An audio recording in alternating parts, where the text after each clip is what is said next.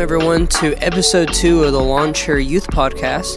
I am your host, Carlisle Jones, with my handsome co-host, Zach McCown. You are too kind. Not to some people, but anyway.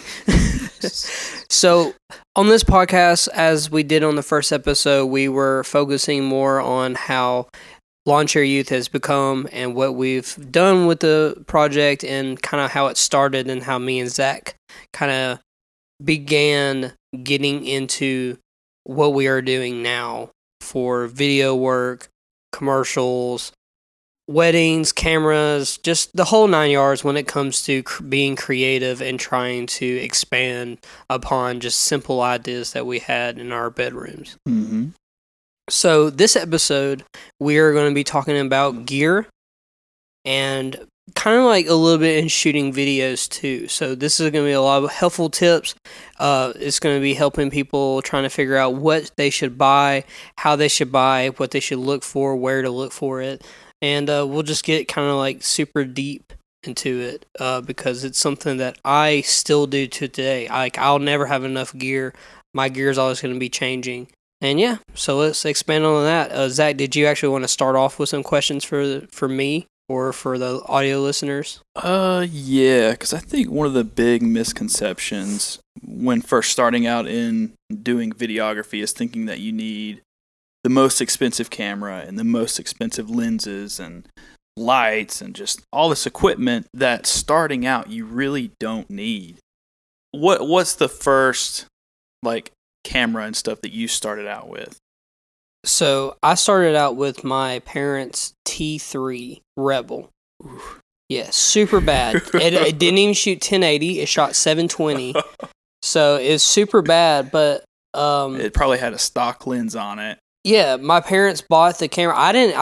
They actually bought it without me. They bought the camera because they were going on a vacation. Just the generic, hey, we're going on vacation. We need to buy a camera. Right. And then all their photos that they took are terrible. They're all not in focus. They're all blurry because they just want to have a camera to take some photos. Right. And then, well, I might as well start. I'm friends with you. You know how to edit videos.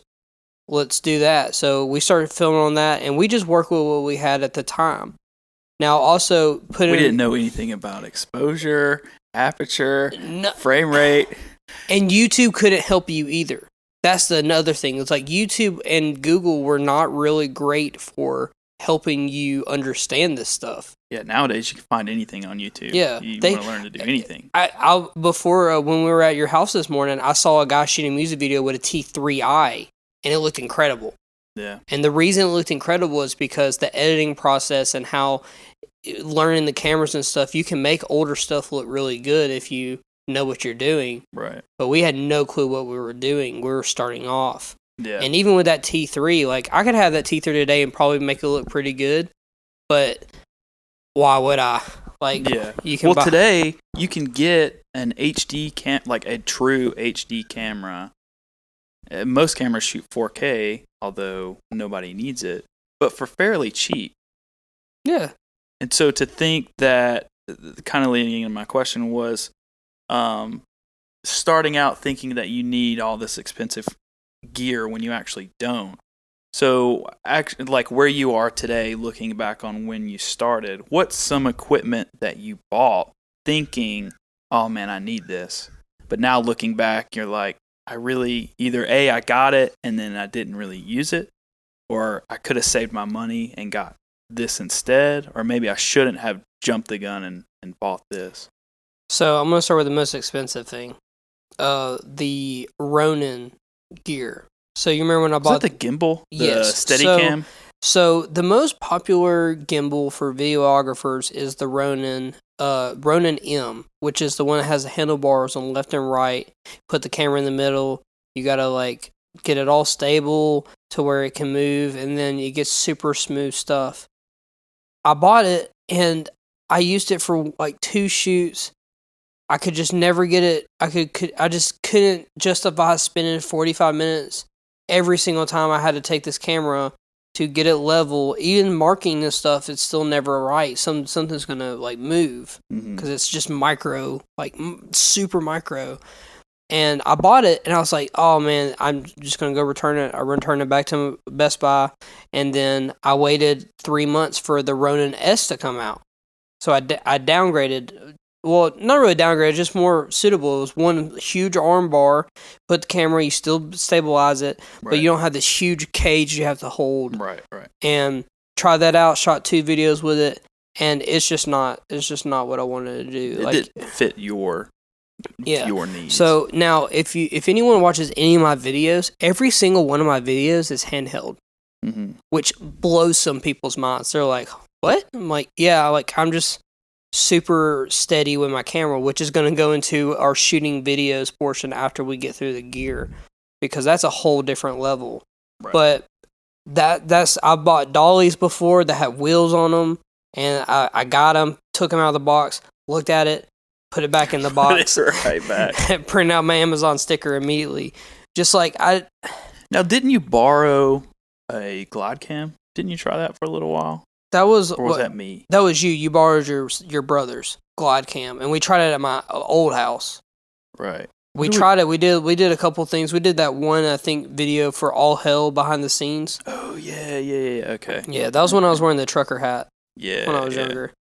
But even still, so going back, we were using your parents' camera at the time, starting out. Did we ever buy any lenses for that camera, or did you go straight into just a new camera? Yeah. So, even on the T5i, the one that I'm letting you borrow, it still has. That was your first camera? That was the first camera that I bought. Dude. I spent $600 on it. I bought it, and then Scooter Lee, who shot some old videos, Scooter Lee hit me up. He goes, "Dude, if I get some extra work, I want to hit you up because that camera's better than him." He was shooting with a T3i. Okay. So I had a step-up version of his camera. So imagine that. Yeah. He's shooting videos for $300 to $400 using a T3i, and then I just get a T5i, and I still don't know how to use it. All the old music videos that we shot, we didn't know how to use it. We just shot it on literally regular. Right. And so that's kind of like the big thing we're talking about is like, I didn't overnight this. Like, I spent years trying to like figure out like understanding my gear, and then I had to also wait for the internet, and I had to wait for people to like really get into their own creativeness to be able to learn from other people. Right. Where everything is, right there in front of you now. You can learn how to do anything, like, right from the internet. Like, you can learn full lessons on cameras, pay people online to teach you. It's crazy. So what do you think are some misconceptions that maybe you fell into looking at, man, I really need this? Staying off Amazon, I would say, okay, well, I'm gonna break it up into a couple things then. So with that question, like, you go to Amazon and you look at the camera that you want, and you see it with like 40 attachments for the same price of buying it just regular. Right. Because they want to sell you garbage, rip off things that you're never going to use that don't work. They're just cheap stuff to throw in there to get you to hit that buy button. Right. So for people, I mean, I guess you can. I don't think you're going to use any of that stuff, but like I would say actually focus more on buying it from like a retailer or something like that. That way you have more of a warranty, protection plans. That would be stuff that I would think you should focus more on buying. And that's not just because I'm a salesman, but that's just because like for example, my camera, I have accidental protection on it. I didn't spend $6,000 on a camera and then not buy protection for it. Right. Like that's just what I want. Well, it's a $6,000 camera. You better put some protection. Exactly. But for people that are just buying their first camera, they sometimes jump onto seeing all the extra stuff that you can get, and then they're like, "Oh man, why would I pass this up?" And then they get it to their house, and they're like, "Not gonna use that. Not gonna use that. Not gonna use that. Oh, I had to buy another SD card because this one is." Cheap SD cards. I do want to talk about that too, about actual essential gear that you do need. Yeah. One being a camera that isn't the newest top of the line, but something that you're comfortable with and that you can learn how to use. 2, learn the settings to that camera.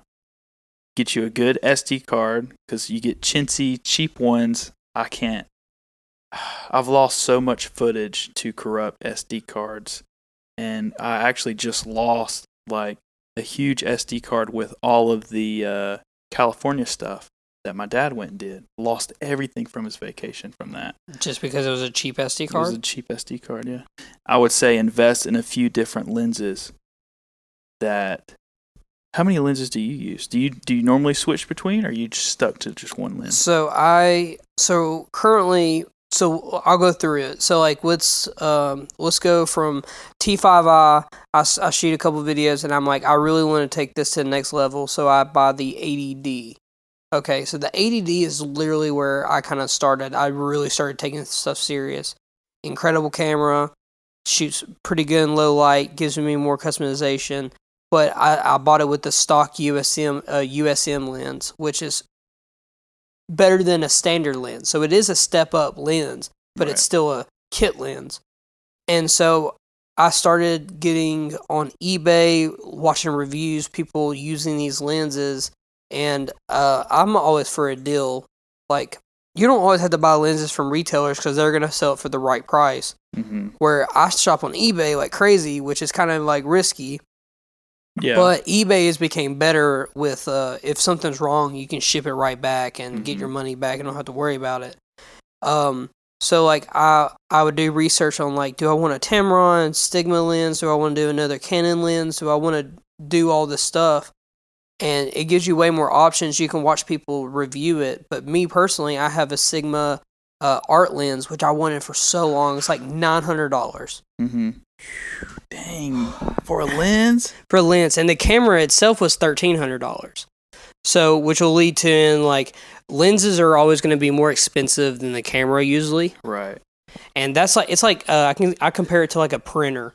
Well, because with lenses you get a good foundation, being your camera, and if you stay within Canon or Nikon or Sony, whoever your preferred brand is, once you have that foundation, most lenses within that model camera you can upgrade. They're universal. They fit all the cameras. Yeah. So which I'm glad you say that, because now, for example, in my $6,000 camera, the Canon 1DX Mark II. Yeah. It's in a realm of its own, isn't it? Yeah. So like, for example, I have a lens for it. I bought another $900 lens for it, but I actually want the $1,600 lens. The $1,600 lens lets more light in, has a lower f-stop, which like, it's like I have an f-stop 4, but man, if I had an f-stop 2.8, I can let as much light in, I can get crisper in darker areas, I can just like, it opens up literally the world. So like when you're doing like your research and you're trying to figure out what gear you want to do, you need to figure out like, what feels best in your hand, how much weight you're trying to go, how much you're trying to spend. So so to kind of break away from what we've been talking about, we're getting really deep into what I have. Let's get more into building a starter pack for customers, for people trying to get into this stuff. So I made it in my note, and weirdly enough, your first question is actually my first question. Is what camera should you buy? What lenses? And what are you shooting? That's the question, man. That's what everybody wants to know. So, and it's so broad, and the answer changes every time there's a new camera on the market. Yeah. Every time that there's a price shift in the market. Yeah, that's a hard question to just say, this is what you need. This is the lens that you need. Yeah. So first question. So Zach, you can be my example in this too. So for example, let's answer the first question. What camera should you buy? Okay. So what would be the first? What would you think would be the first thing if I'm asking you to buy a camera? What are you going to think about? The price. I would go back and see what my budget is. Yeah. So don't be like, hey, oh man, he has a Canon 1DX Mark II. That's what I need. That's not true. Mm-hmm. But that's easy to fall into these days with YouTube, especially because if you don't know what you're looking for and you just search best camera for videography, and then whichever video you stumble upon, you're going to be more biased towards that Correct. review video or So whatever. what I would say to that is, so when you're trying to find your camera, budget's always the most important thing. You know, the only time I would ever tell someone to spend more money on a camera is if the price difference was only like $200-$300.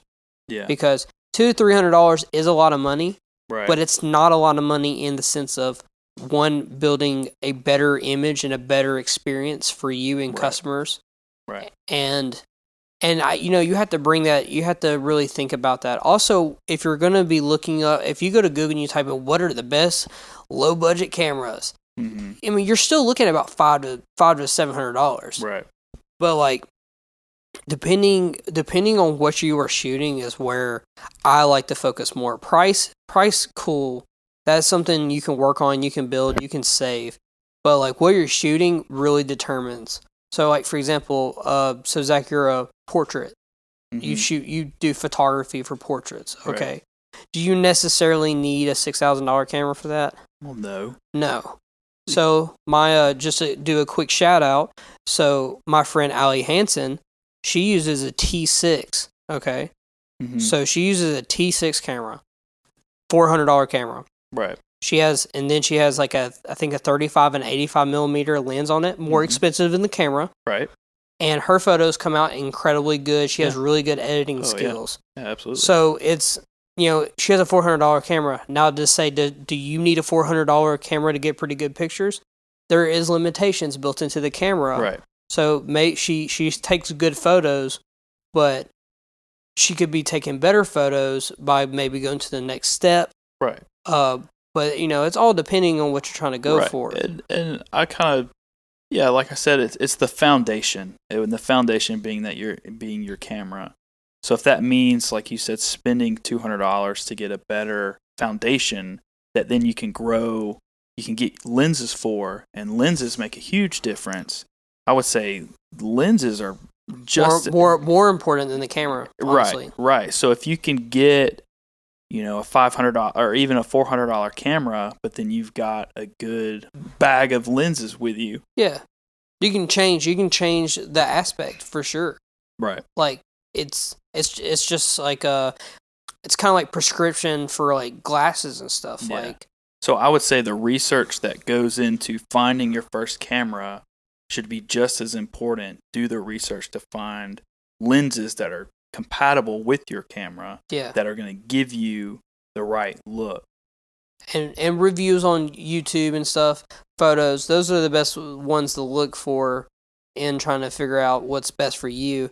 I watched hundreds of videos trying to figure out if I really wanted to spend $900 on the Sigma art lens. Mm-hmm. And ultimately, it worked out in my favor. It became my favorite lens. Now, I have not used that lens since I bought my new camera, and just because it doesn't have a built-in stabilizing. Yeah. But it's an incredible lens for photos, and I was using it for videos, and I do have hiccups every once in a while, but the image quality was so good on it and how it made people look that I never questioned it. I was like, I'll just cut the parts where it's not stable because the people I'm shooting look so good in it. Yeah. And so now that bringing back to like Allie's using her camera, if I said, hey, I want her to shoot a video, her camera's not going to be able to shoot that well video because it's more of a photo camera. Right. It can shoot video.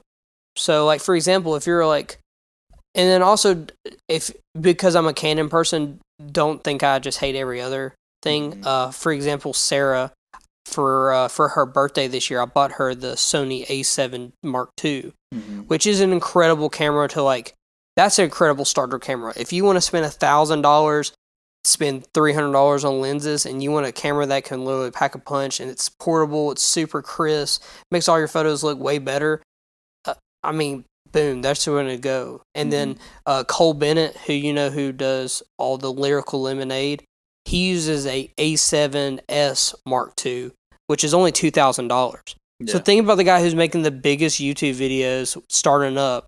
He was using a $2,000 camera. Right. Like we live in an age now where cameras are super important, but you don't actually have to spend as much as you think. Right. to get what you want. Right, because it goes back into this starter pack. It's everything that goes with it. It's the camera, it's the lenses, it's if you want like a little Steadicam or dolly, which I would say starting out you probably don't need. If you're going to spend money on something, spend it on a camera, a lens, good SD cards, and a good editing software, and master that. Yeah. You don't need all this fluff of everything else. Research your gear, research the camera, and figure out what is going to be best for what you're trying to do. Go get some hands-on at Best Buy or people that sell Best Buy is usually the best place to, no selfish plug there, but it's usually the best place to. Unless you're at somewhere that has a B&H photo. Yeah, which is very rare, unless you're maybe West side, Coast. Yeah. So research the camera that you kind of want and you've seen videos, and then figure out the way to perfectly budget that. Now, then the next part's going to be lenses. So what lens should you get? Well, lenses are super difficult because you want a $30 fisheye lens, yeah, with a UV filter. I'm kidding. Don't do that. We're gonna do some cheap DIY skate videos, I guess. Yeah, give me some Beastie Boys action. But I mean, hey, if that's what you're going for, if you want retro footage, get you a $80 handy cam off of eBay. Like I did. Sick. We'll get into that later. Yeah, but so for gear, lenses is gonna be always a harder part. Lenses, you just gotta you gotta kind of try it out.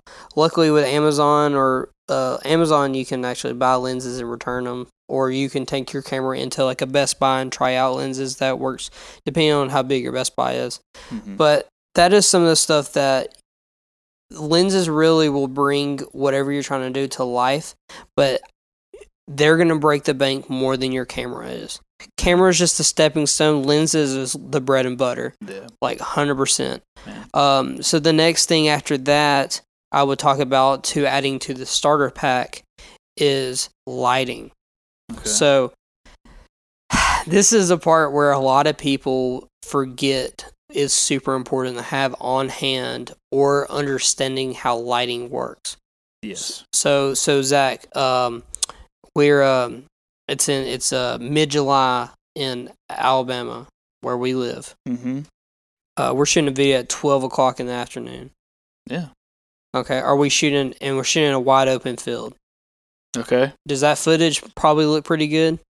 Again, it goes back to understanding the settings of your camera. Correct. Do you know white balance? Do you know exposure, frame rate, and your aperture? Exactly. If you've got those, then yes, hell yeah. Yeah. I would say don't shoot at noon. Go shoot, golden hour, maybe 5, 6, closer to here in Alabama, 7 o'clock, and get that really nice footage. Or you can buy diffusers. You can buy ND filters. You just have to understand that lighting is more important in anything that you do photography or photo or videos with. Is if you have no lighting, then you have almost no image. These are questions get asked too, if you think you're going to be shooting videos or doing photography in areas that have light, or you're doing day and night, you have to plan for that. So for me personally, I spent most of my money, other than for my camera and my lenses, I actually spent probably the equal amount. Spent $6,000. My camera is probably about $9,000 altogether. Okay. I hate saying that. That's more than my house for almost a full year. But we're talking. All right. Again, people listening, don't get overwhelmed. Starter pack. Pack. So you've got a cheap camera, you've got decent lenses, and then you're looking at lighting. You don't need super expensive light bars, LED bars. I mean, they make your light kit that we use for all the podcasts and stuff. That's for photography, really, yeah. And it comes with umbrellas and stuff. But what was that? Probably not that much. No, it's not at all. So I'm going to build this out too. I'm going to get you links and everything. So I'm also going to be started on the channel. I'm going to have a small videos. I'm going to do a video where I teach you tips for shooting music videos. And I'm going to do a video saying 5 things to buy to help you do videos. I'm going to do those. Those are like my first like YouTube videos. YouTube. So like those are going to be my first ones that I'm really on it kind of show you. But what I'm about to tell you, there's this light I use. We used it for our podcast. I use it for every single video shoot I've ever done since I bought it. It's that little tube light I have. Yeah. $120. And it is, explain what that is. It is called a Young Ono. And I think that's what it's called. It's some weird Japanese name. But it's pretty much like a baton LED strip, and it can do multicolored settings as well as true white. It's like 3 foot. It has a 5500K white light on it, so it can get super bright. Like you can be in the middle of the dark, and I can put it on, and I can actually put it on the tripod. It has a hole for you to screw on a tripod. Yeah. Long battery. Well, even on full max, it can change up to 8 colors. So you can have different kind of shots. You can have people put it above them, on the side. It can kind of like, you can do all kind of different things with it. But most people, if I showed them that thing, they're like, man, that must have been like $400 or $500. And I'm like, no, it's $120 on Amazon. And it will change your life. Like, because you're just not going to have places that have light. So starter pack. Simple lights, I would say you can buy a white diluted light from Amazon for like $80, or you can buy this light that I'm talking about for $130. I'll put 2 examples into the bio below if you're interested in those, and that will really bring out the biggest part in getting you the picture that you want at the time of day that you want. Right. ND filters I don't talk about a lot. I don't actually use ND filters a lot. I try not to shoot at noon or 1 o'clock. I always try to do my stuff super 10 o'clock in the morning, or I try to do it like 5 to 6 in the afternoon, because those are just the perfect times to like get really crisp, less grainy footage. Right. But that would be my biggest thing. And then I guess for the last part is carrying in it. Carrying all your gear. Yeah, get a good bag. Not a cheap, chintzy bag, but like a good bag to carry all your equipment. My backpack that I had, if you're buying, you see all these cameras and they have like starter packs and they have like a little bag in there, like it's like your parents' camera bag, and it has like the 2 clips on the front. Those, I guess, could work if you only have like 1 camera, but if you start getting gear, battery packs, you start getting more lenses, you need to get a backpack like that. You can buy a really decent one for about $70 to $100 at Best Buy or online, Amazon. There's so many good backpack options. Some better for weather, some better for sailing and stuff like that. Yeah, if you really get up there, you can invest in like a Pelican case, which are like, those are top of the line. Those are the best cases you can get for a camera, but they're like luggage cases. It looks like a damn suitcase. Yeah, you don't want to be like those people that walk into the bowling alley with a cart and they have like 6 bowling balls in there. I'm like, it ain't that serious. Like if you guys want to know what I carry in my bag, I carry my camera. There you go. There's a YouTube video for you. What's in my bag? Carlisle Jones. What's in my bag? I could do that today. One more thing too. Well, I guess this would be like miscellaneous stuff, but going back to get a good camera, I'd also say invest in like 2 more batteries for your camera as well. Yeah. Because there's nothing worse than getting out on a video shoot and a shoot running longer than you expected, and both of your batteries are dead that came with the camera. And forgetting to charge them. Right. And just from personal experience, if you do your research and just kind of look at different reviews, you can get away with third-party batteries that aren't name brand Canon batteries, because you'll spend another $100 on a little battery when you can get an off-brand one. You can get 2 for like $40. Now, I did watch a video the other day talking about off-brand batteries, but the thing is, sometimes you're going to get an off-brand battery. They're like, dude, $10. I gotta get this. This is gonna be great. Right. Still, if you're buying an off-brand battery, still buy the ones that are fairly in the middle, right, a little bit higher. Right. You're going to get what you pay for. Yeah. But if you use it like we do, your main batteries are going dead and you're kind of in a bind, that's what you resort to. Throw them in your camera, get the shot that you need, and then you're done. For sure. As well, like little accessories, I'd say invest in good batteries. If you're wanting to get into you're working with artists, musicians, or rap or whatever, I would say invest in a little Bluetooth speaker. There's nothing. I forgot all about that. There's nothing worse, and it's so obvious too when you watch some music videos, and it's blatantly obvious that the artist is lip syncing to their own song. Yeah. Versus get a Bluetooth speaker and just play it, or and have them actually perform the song. Yeah. Well, I guess that can lead into our shooting videos portion. Yeah, I just meant like gear wise. If for a starter pack, get you a good little Bluetooth speaker. You can get them cheap. And me personally, I have a Harman Kardon speaker that I eventually bought me a second one so I can link them together to do like a full stereo sound. Yeah. And you can get the speaker I use for $180. It's super loud, 20-hour battery. I forget to charge it sometimes, so that's why I have a second one. And then I also just bought a third one just because I got a deal on it. Goodness, dude. But, it's super good to be prepared because there's nothing worse than this person paying you all this money and you forget a vital part of it. Yeah. I mean, how many rap videos do you see where they have they don't have a Beats pill, but they have just their phone in their hand with the song playing? That's super obvious too. Or they have like an AirPod in. Right, yeah. It's so bad. Anytime I see a music video and somebody's holding their phone, just from someone who does it and has edited those, I immediately they're rapping off their phone. Versus a little speaker set off to the side, out of frame, and having them perform it. Yeah.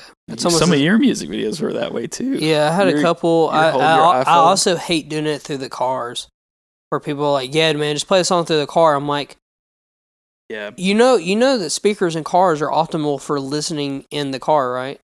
Outside the car is like, yeah, it's just." But too, it's just something to perform to, which is a topic in itself. But gear wise, it's essential gear wise: camera, lens, lighting, bag, speaker.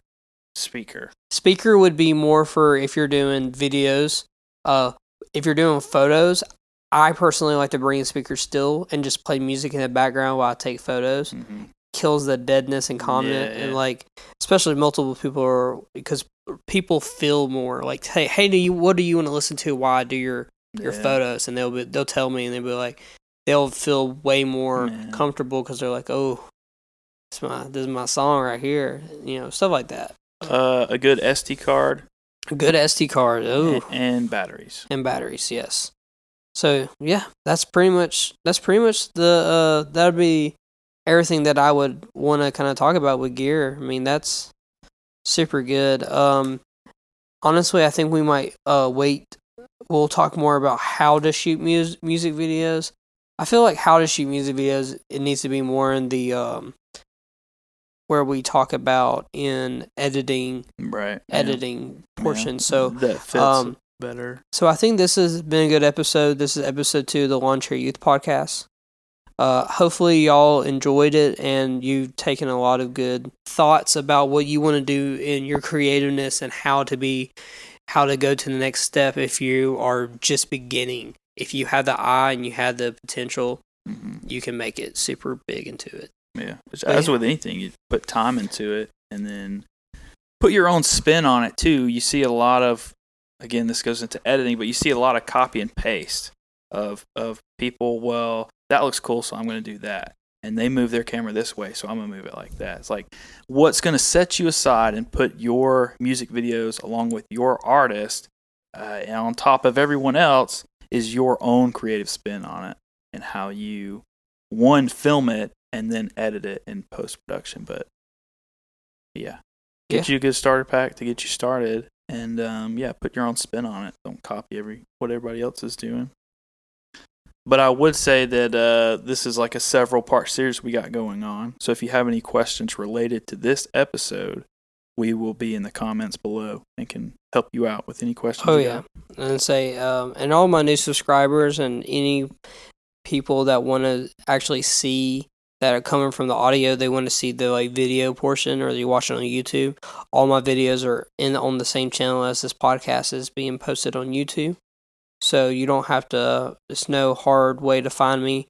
You can go on you can go on YouTube and type in Lawnchair Youth or Carlisle Jones, either one, and you will find every video that I ever shot. And you can find all the work.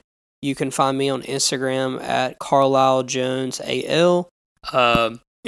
Way to end this one. Anyway, thank you all for listening, and excited to hear y'all in the next episode. Oh, and shout out for the new intro. Not only did we get a name, did we name our podcast on the first episode, but now we have a new intro. Thanks to Kobe Bakes, or just Bakes. He made me an intro for my interview series, and also for the podcast, and for a new album in the future. So thanks again, and cue the music, Kobe.